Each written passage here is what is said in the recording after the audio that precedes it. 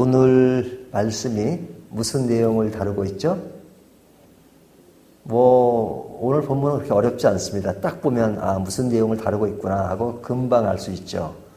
무엇을 보고 알 수 있냐면 계속 반복되는 단어가 나오잖아요.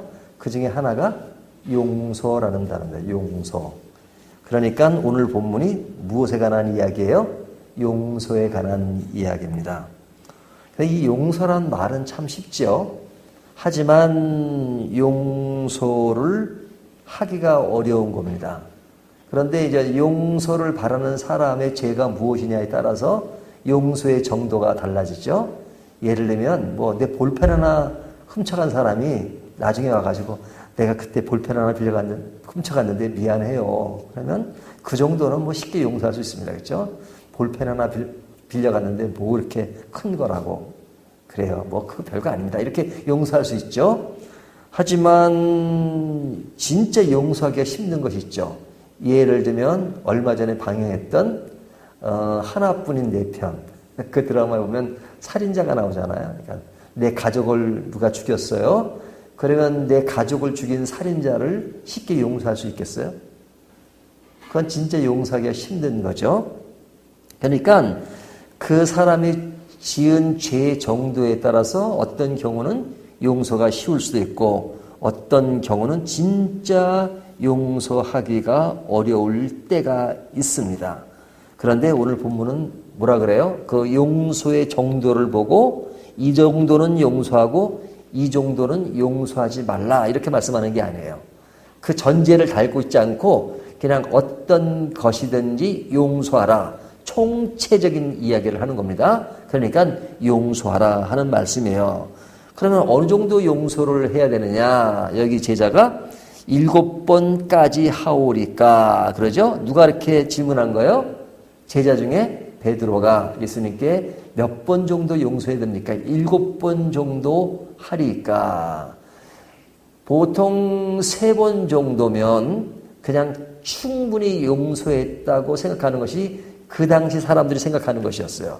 근데 베드로는 그것보다 많이 높여가지고 7번까지 용서하리까?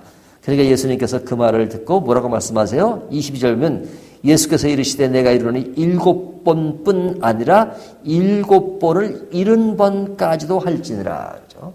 그러니까 7번에 70번이니까 7, 7이 49, 490번을 얘기하는 것이 아니라 그냥 무한대로 제한 없이 용서하라 하시는 말씀이잖아요. 자, 그러니까 용서라고 하는 것은 우리 믿는 자에게는 당연한 것입니다. 용서는 당연히 해야 되는 것입니다. 그 사람이 어떤 죄를 지었든지 용서하라는 것이 성경 말씀이에요. 그러니까 내 앞에 걸린 그 문제는 진짜 용서하기 힘들어요. 그런 마음이 들어도 성경이 그렇게 말씀하시니까 하나님이 그렇게 말씀하시니까 용서해야 되는 겁니다. 자, 그런데 우리가 이제 그래도 큰 죄든 작은 죄든 상대방이 내가 잘못했어요 라고 용서를 구할 경우에는 용서가 그래도 쉬운 겁니다. 그래도 근데 용서를 구하지 않는데 용서를 해야 되느냐 하는 문제예요. 그 상대방은 용서를 바라지도 않아요. 자기 잘못했다고 뉘우치도 않아요. 근데 그 뉘우치지 않는 사람에 대해서는 어떻게 해야 합니까? 용서를 해야 돼요? 용서를 하지 말아야 돼요? 아니, 저 사람이 지금 잘못했다고 뉘우치지도 않는데 무슨 용서를 합니까? 라고 말할 수 있잖아요. 근데 이전 제가 어제 뭘 강조했죠? 성경은 문맥을 통해서 이해하는 것이 굉장히 중요하다는 말씀을 드렸죠. 자, 어제 본문에 보면 어떤 내용이 나옵니까? 공동체 안에서 이루어지는 문제를 다루죠. 자, 잃은 양에 대한 문제를 하죠. 잃은 양. 그러면서 잃은 양, 90마리 양보다도 잃어버린 한 마리 양을 굉장히 중요하게 생각한다. 누가? 목자가. 근데 그 잃어버린 양에 대한 어떤 구체적인 내용을 다루고 있는데 그것이 뭐냐면 어제 보면 15절 내 형제가 죄를 범하거든 그러죠. 자, 형제가 죄를 범했어요. 그런데 그 범한 사람을 고면하기 위해서 그 사람만 상대해서 너의 죄가 이러니까 잘못한 거지. 그러니까 뉘우쳐라고 1대1로 고면을 했습니다. 근데 그 사람이 그 말을 듣지 않았어요. 그러니까 어떻게 해요? 그런 경우는 3-4명을 더 데려가서 다시 권면하라 그러죠. 그럼에도 듣지 않아요.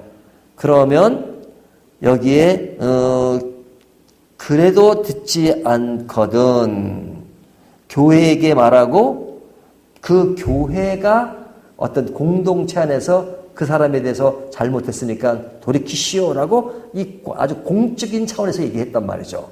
그래도 듣지 않으면 어떡하라 그래요? 그를 이방인이라 세리처럼 생각하라. 여기 보면 이방인과 세리와 같이 여기라 그러죠. 그러면서 그 공동체가 드러내는 권위, 그것은 하늘에서 땅에서 매는 것은 하늘에서 매며 푼다 하는 말을 하고 있잖아요. 자, 그런 맥락에서 지금 본문이 주어지는 겁니다. 그러니까 이 한 사람, 그러니까 자기 죄를 뉘우치지 않는 사람에 대해서 교회가 공적인 징계를 내린 거죠. 이 사람의 이야기가 나오면서 본문의 이야기가 나오는 겁니다. 용서에 관한 이야기가. 그러면 이 용서에 관한 이야기는 자기의 죄를 뉘우치지 않은 사람에 대한 이야기로 연결된다고 볼 수 있죠. 자, 자기 죄를 뉘우치지 않는 사람에 대해서 용서라는 말이 결합되지 않는다면 오늘 본문이 주어지지 않았을 겁니다. 하지만 이 본문이 어제 본문에 이어서 내어지는 것을 보면 용서를 구하지 않았지만 그를 용서하라는 거예요? 하지 말라는 거예요? 용서하라는 겁니다. 용서하라는 겁니다. 자, 근데 용서하라는데 이제 뭐냐면 이미 공적으로 그를 징계했어요. 교회에서 내리는 가장 큰 징계가 뭡니까? 내보내는 겁니다. 교회 나오지 말라 하는 것이 가장 큰 징계예요. 그러면 이제 교회에서 당신은 이런 죄를 너무 크게 지었기 때문에 교회에 덕이 안 되니까 교회에 나오지 마세요라고 이제 공적으로 이렇게 징계를 했습니다. 그러면 그 사람이 그것을 듣고 내가 이제 당분간 교회도 안 나오면서 잘못했습니다. 이러고 뉘우치면 다행이지만 요즘 어떻습니까? 아이 뭐 이 교회 아니면 교회 없나? 그리고 또 다른 교회를 가버리잖아요. 그렇죠? 그러니까 다른 교회를 갔다는 거는 자기는 뉘우칠 의사가 전혀 없다는 거죠. 자, 그러면 이미 이 공동체는 이미 교회에서 내보내는 것으로 징계를 내는 겁니다. 징계는 공적인 벌을 준 거예요. 벌을 준 거예요. 그러니까 공적인 벌을 준 것에 대해서 성경은 침묵하지 않아요. 분명히 공적인 그 징계를 주라고 말씀하고 계시잖아요. 하지만 공적인 징계를 주었다 하더라도 개인의 관계, 사적인 관계는 용서하라는 겁니다. 그러니까 뭐 옛날에 그런 말을 많이 했잖아요. 죄는 미워해도 죄인은 미워하지 말라 하는 그런 이야기를 했는데 사실 죄인과 죄의 관계를 이렇게 딱 구분하는 것이 쉬운 것은 아닙니다. 그리고 진짜 죄를 지고 뉘우치지 않는 사람을 보면 좀 그렇죠. 그런 사람을 어떻게 용서할 수 있겠어요? 용서하기는 쉽지 않죠. 어찌 보면 그런 사람은 원수와 같은 사람일지도 모릅니다. 하지만 성경에 보면 원수를 사랑하라 그러잖아. 원수를 사랑하라 그러잖아. 그냥 원수를 사랑하는 말과 죄인을 잘못을 뉘우치지 않았지만 용서하라는 말과 같은 맥락의 흐름이라고 볼 수 있어요. 그러니까 이것은 정말로 힘든 겁니다. 그러니까 진짜 예수 제대로 믿고 살아가기 쉬운 게 아니에요. 성경은 우리가 생각하는 것보다 더 위에 서서 많은 긍휼과 불쌍히 여김을 강조합니다. 그래서 오늘 본문에 보면 불쌍히 여기라는 것을 강조합니다. 그러니까 그를 용서하는데 어떻게 용서하느냐. 그를 해코지하고 또 그가 그런 죄를 범했으니까 돌아다니면서 그는 그런 죄를 범한 사람이니까 나쁜 사람이야. 그러지 말라는 거예요. 이미 징계로 받은 거예요. 하지만 나는 그 앞에서 1대1을 대할 때 그를 마음으로 용서하라는 겁니다. 그러니까 그런 일이 없었던 것처럼 늘 그렇게 그냥 평범하게 대할 수 있는 것. 뭐 사랑까지는 못 갈 수 있어요. 하지만 그냥 평범하게 대할 수 있는 것. 이것이 용서라는 겁니다. 자, 왜 이렇게 용서라고 말씀하실까? 지금 예를 들죠. 그 예가 이겁니다. 한 임금이 있었습니다. 근데 그 임금 앞에 빚진 자가 있는데 그 사람이 빚진 것이 얼마예요?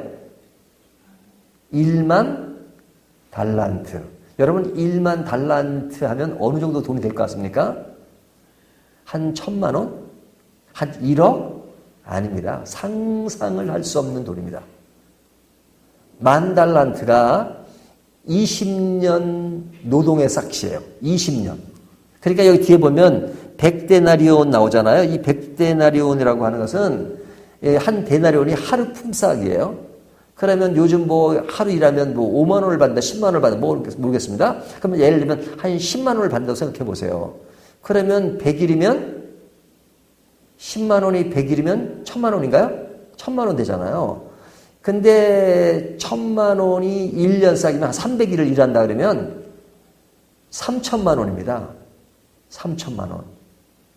그러면 3,000만 원의 20배가 1데나리온이에요. 1달란트예요. 예? 그러니까 얼마예요? 이거는 10,000달란트예요. 10,000달란트. 그러니까 몇 조 원이 되는 몇 조 원이. 그거는 개인이 감당할 수 있는 돈이 아니에요. 그러니까 이 사람이 왕에게 1만 달란트를 빚진 것을 보면 이 사람이 아마도 관료였던 것 같아요. 왜 정부의 관료였는데 아마 사고를 쳐가지고 굉장한 손해를 낸 겁니다. 그러니까 그거 모든 것을 개인이 보상해야 되는 아마 그런 상황이 아닌가 추측이 돼요. 그러니까 이만한 돈을 빚을 진 거죠. 그러니까 왕이 너는 이런 빚을 갚아라. 뭐 네 가족이 다 무너지더라도 다 갚아라. 그러니까 이 사람이 살려주십시오 했겠죠. 그러니까 왕이 그를 어떻게 했다 그래요? 불쌍히 여겼다. 본문의 강조점은 뭐냐면 그를 불쌍히 여겼다는 것이 강조점입니다. 불쌍히 여겼다. 여기 보면 27절 그 종의 주인이 불쌍히 여겨 놓아 보내며 그 빛을 탐감하여 주었더니 자 그래 내가 너를 불쌍히 여기고 그것은 없었던 걸로 하자. 그러니까 빚은 갚지 마. 내가 다 그냥 탕감해 주는 거야. 이렇게 하고 완전히 그냥 자유롭게 해준 것입니다. 자 그러면 이 사람은 평생이 아닙니다. 진짜 그 가족 대대로 갚을 수도 없는 그런 돈을 탕감을 받은 겁니다. 그런데 그 사람이 지금 바로 그 종이 나가서 자기에게 100데나리오 빚진 동료 한 사람을 이 사람이 누구예요? 동료예요. 동료. 모르는 사람들 동료 한 사람이 자기에게 빚진 100데나리온 100데나리온 그러니까 100일치 봉급이니까 뭐 오늘날로 말하면 뭐 하루에 10만 원 해도 뭐 한 1,000만 원 정도 되는 돈이죠. 자, 이 사람에게 빚을 갚으라 하니까 못 갚으니까 그를 그냥 감옥에 넣는 내용이 나옵니다. 그러니까 그것을 본 동료들이 진짜 보기가 너무 그랬던 모양이죠. 그래서 다시 왕에게 그 이야기를 합니다. 그 이야기를 들은 왕이 정말로 그를 보고 야, 내가 이렇게 큰 빚을 탕감해 줬는데 그 100데나리온을 못 받아가지고 감옥에 넣어. 그러니까 그 왕이 그 사람 불러다가 다시 그 돈을 갚으라. 그렇게 얘기한 내용이 본문의 내용이죠. 자, 이 내용은 하나의 비유입니다. 자, 왜 이런 비유를 드셨을까? 자, 하나님이 우리들의 죄를 용서해 주신 것을 얘기하는 겁니다. 자, 우리들의 죄를 용서해 주신 것을 돈으로 환산할 수 있어요? 1만 달란트 정도도 더 되죠. 생명에 관한 문제. 우리의 죄를 용서해 주신 것, 우리가 그런 용서받을 만한 자격이 있는 것도 아니잖아요. 용서받을 수 없는 그런 아주 절대적 죄인이고, 진짜 내가 회개하지 않는 정도가 아니라 진짜 악한 존재가 우리의 존재란 말이죠. 이런 존재를 하나님이 일방적으로 용서하셨어요. 그러니까 우리는 너무나도 큰 것을 탕감받은 사람이죠. 영원한 생명을 얻었으니까. 그런데 그런 것을 얻은 우리가 우리의 생활 가운데 그 조금 우리에게 어떤 빚진 것이 있다고 그 사람을 무시하고 그 사람을 불쌍히 여기지 않고 그냥 내 빚을 안 갚는다고 감옥에 넣는 그런 것을 하지 마라. 그러니까 용서라고 하는 것을 어떻게 생각하느냐? 내가 용서받은 것을 생각하면 내가 다른 사람을 용서하는 것은 그 용서도 아니다 하는 것을 이야기해 주는 겁니다. 그러니까 이것이 오늘 본문의 그 이야기예요. 자, 그러면 이것을 가지고 좀 더 생각을 한다면, 자, 용서받는 자의 자세는 어떻습니까? 늘 자기 죄를 회개하는 것, 이것이 중요하죠. 자기 죄를 회개하는 것. 또 우리가 잘못 오류할 수 있는 것이 뭐냐면 하나님이 용서해 주셨으니까 사람에게 용서받을 필요가 없다고 생각하는 것도 죄를 뉘우치는 게 아닙니다. 예수 믿지 않는 사람들이 이런 것 때문에 기독교를 비아냥거릴 때가 있어요. 그 밀양이라는 영화가 그런 내용이잖아요. 하나님이 용서해 주셨으니까 사람에게는 용서 안 해도 돼. 아닙니다. 하나님께 용서 진정한 자는 사람에게도 용서를 빌어야 됩니다. 그것이 세월이 지나서 오래되었어도 그것을 기억하십시오. 그리고 용서를 받으십시오. 이것이 용서받을 사람의 자세입니다. 용서해 주는 사람의 입장에서는 내가 직접 심판하려고 하면 안 됩니다. 심판은 누가 하시는 거예요? 하나님이 하시는 겁니다. 그리고 공동체가 법적으로 하는 겁니다. 어떤 사람이 살인을 했다고 해서 내가 직접 그 사람을 살인해버리면 그건 법의 제재를 받아요. 국가기관에서 살인한 자면 거기에 형벌을 내립니다. 공동체가 법적으로 할 수 있어요. 하지만 개인은 그럴 자격이 없습니다. 우리는 용서하기가 정말로 힘들지만 그러나 노력해야 돼요. 근데 핵심은 이겁니다. 오늘 본문의 핵심이 뭐냐면 내가 누구를 용서해 주어야 되는 것보다는 내가 용서받은 것을 더 깊이 생각하라는 겁니다. 누구에게 용서받은 거예요? 하나님으로부터 용서받은 것. 나는 정말로 엄청난 것을 1만 달란트보다 더 되는 그런 것을 용서받은 사람이에요. 죄인인데 의인으로 의롭다함을 칭함을 받은 나의 근본적인 죄를 용서받은 사람이에요. 이것을 늘 생각하는 것이 중요합니다. 이것은 생각하지 않고 내가 누구를 용서해 주었는데 이 사람이 나한테 그런 자세야? 그것을 너무 깊게 생각하면 내가 받은 은혜를 너무 모르는 거죠. 그러니까 내가 누구를 용서해주는 입장보다는 용서받았다는 것을 더 깊이 생각하는 자세, 이것이 성도의 아름다운 모습이고 이것이 깊이 서려 있는 사람은 남을 용서하는 것이 좀 더 용해진다 하는 말씀을 오늘 본문이 하고 있는 것입니다. 오늘 이 말씀 따라서 우리가 보다 넉넉한 삶을 살아가는 저와 여러분이 되시기를 주님의 이름으로 축원합니다.